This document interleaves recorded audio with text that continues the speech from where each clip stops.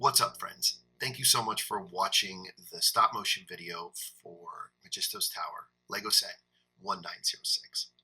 The set originally came out in 1994, came with 179 pieces and 3 minifigs, and originally retailed for around $20. The set right now runs for about $100 on Bricklink, and that will depend and vary a little bit based on condition and whether or not it has the instructions and the box.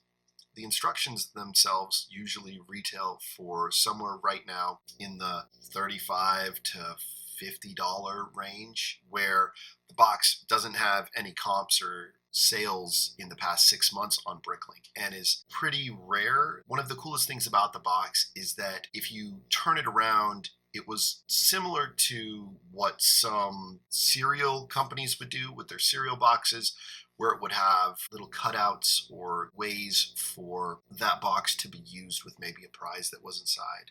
Similar to that, on the back of the box, this set had a door that could be cut out and another on the side, where you could add to the playability of the set, adding the entire box as part of the play factor. The set notably comes with a couple of parts that are rare but not necessarily unique. The set shares 3 parts that are also found in the Fire-Breathing Fortress, which is another set from the Dragon Knight sub-theme. Those parts are a panel that is stenciled with dragons and some bricks, an arch that has a couple of fire-breathing dragons on it, and the 1x4x8 brown double doors that are also part of the set. The Red Tower came in 3 sets. This one, the Fire-Breathing Fortress, and also a Dacta set that was medieval-based or castle-based. There's also the curved black staircase, which came in 3 sets, and the single-sided Dragon Knight's flag.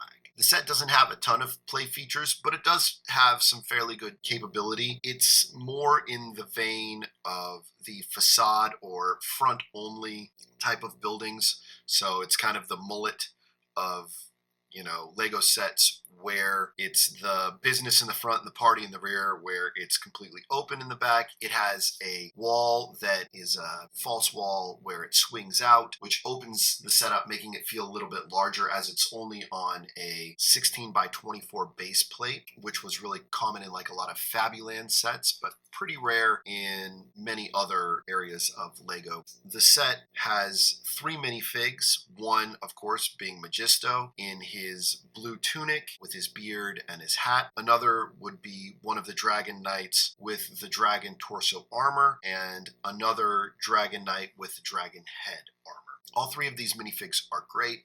They look awesome in the red, blue, black, and yellow color scheme that Dragon Knights employed. There's also a horse in the old brown color that is drawing a chariot for Majisto, and those are really the main features of the set. At the price point of $100, I feel that for a vintage set that's a little more on the rare side, that's a fairly good price for what you get. There's another Dragon Dragon Knight set at $100 called the Dark Dragon's Den, which has an additional minifigure and a dragon and is a little bit larger in size that might feel like it has a little more playability or value, but I feel that either of them is going to give you a good experience at that price point. So as far as how I feel overall about the set, I feel that the playability of the set is fairly high, especially considering that it is a playset that is under a 200 piece count. So as far as playability is concerned, especially if you had the box,